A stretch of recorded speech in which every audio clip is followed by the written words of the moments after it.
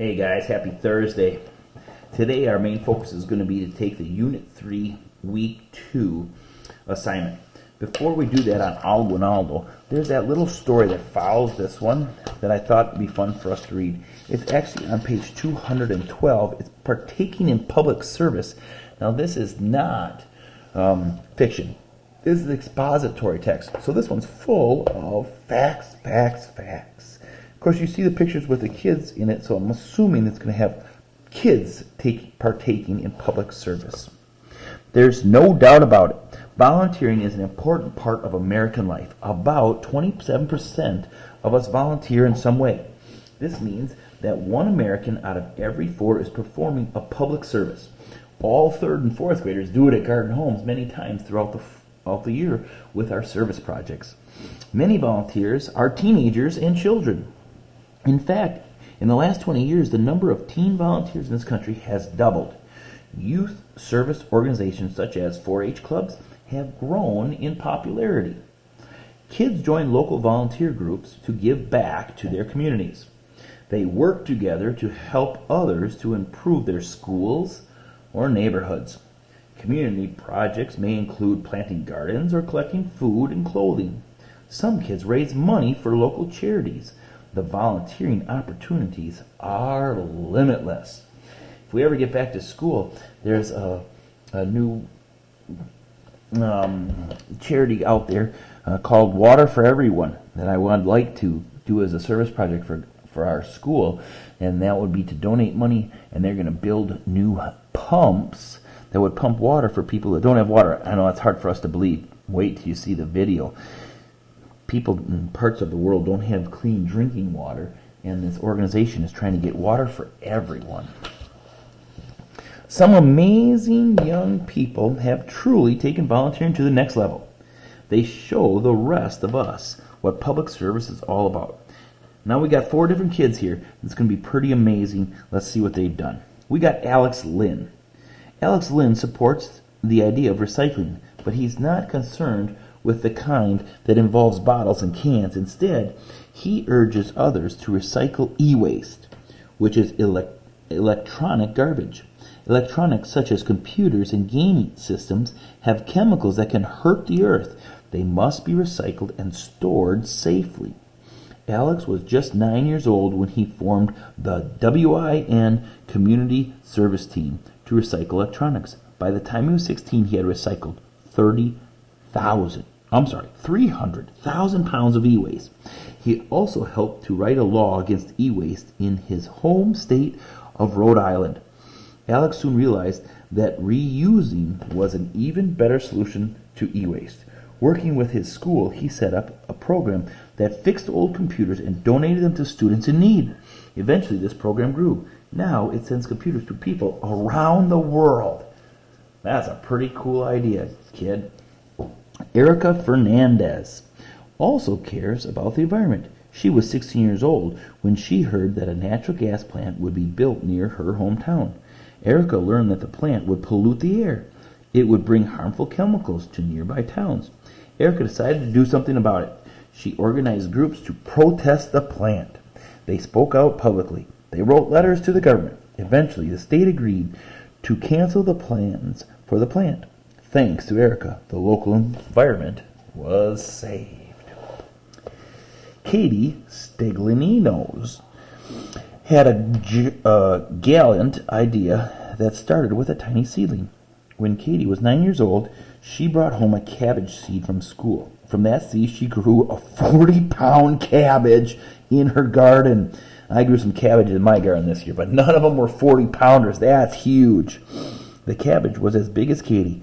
She donated it to a soup kitchen to help feed almost 300 people. Now, it didn't feed 300 people on one cabbage. It was just part of the donation. After that, Katie never looked back. She has donated thousands of pounds of produce to people in need. Evan Green was only 7 years old when he started the Red Dragon Conservation Team.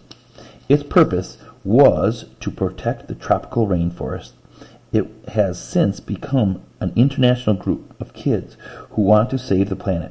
The kids collect community donations and send them to the Center for Ecosystem Survival in California. The CES uses the donations to buy land in the rainforest and in the coral reef area around the world. This protects the land and sea nearby from being destroyed by humans. Simple ideas solve problems. All these kids started with a simple idea. They worked to help their community and improve the community in important ways. Their generosity has affected people around the world. Kids have the power to make a positive change through volunteering. In the words of Evan Green, you don't have to be an adult to make a difference. Hopefully we can get back to school this year and you can join me in making some differences in our community. Let's check out our assignment now. Keep your big books out because we're going to have to go back to some of the pages to accomplish it. Start with your name at the top of the page. The main purpose this week, or main objective, was point of view. Remember, we said that this story was written in first point of view from the point of view of our main character, Maralia, and that we should be able to figure out how she feels or thinks. Now, her feelings change throughout the story, so that will be in some of our questions here. Our first question says, is the narrator a character in the story? And the answer is obviously yes. I just got done telling you that, sorry. And I'm going to put her name there, yes. Maralia. In the first paragraph, which phrases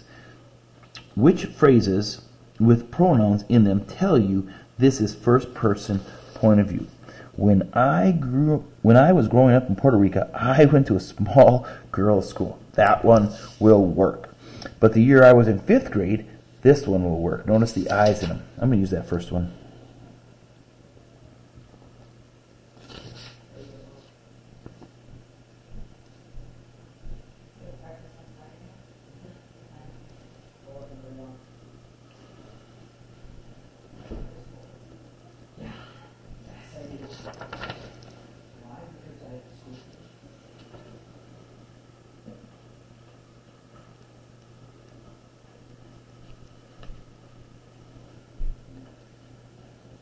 It was hard to fit it in there. Do your best. What is the narrator's point of view on these pages? 200 and 201. So this is the portion of the story where she's talking about having to go, and she didn't want to go. What was the narrator's point of view on these pages? Maralia does not want to go to the nursing home. How do you know? Now this is where I'm going to get some text evidence. As soon as the bell rang, I ran over to the library to try my first plan. Nursing home. The thought of going back made me feel sad. Here it is. But ever since my grandmother died, I'm going to copy that sentence on here. Ever since my... Now it's on page 200. If you're struggling to see mine, it's much easier to read it out of the book. But ever since my grandmother died,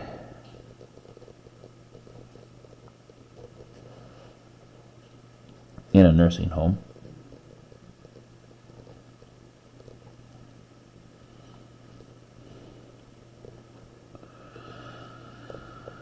the thought of going back made me sad. Remember to pause the video if you need to. Find it in your story to help you. I'm moving on to page 202 and 203. This says, what is Maralia's third plan? How does she carry it out? Now this is pretty funny. You can read it in the text here, but this is where she pretends that she's sick.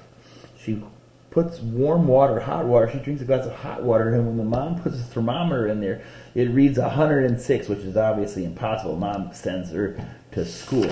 So that will be for this one here. Now I'm not going to do them all for you, but I'll talk you through one more. Feel free to pause the video, finish this one, I'll move on. What phrase does the narrator use to describe how she feels when she thinks of her grandmother. 204 and 205. You know, Marlene advice it might do you good besides grandmother. It's a big lobby of nurse home streamers. Some walk took a guitar out. Here's grandma right here. As I watched how happy our music made the residents, memories of my grandmother rushed to me, making me dizzy with sadness. So you have to reread. We found it. What phrase does the narrator use to describe feels when I became dizzy with sadness? Okay? All right. These ones are on your own.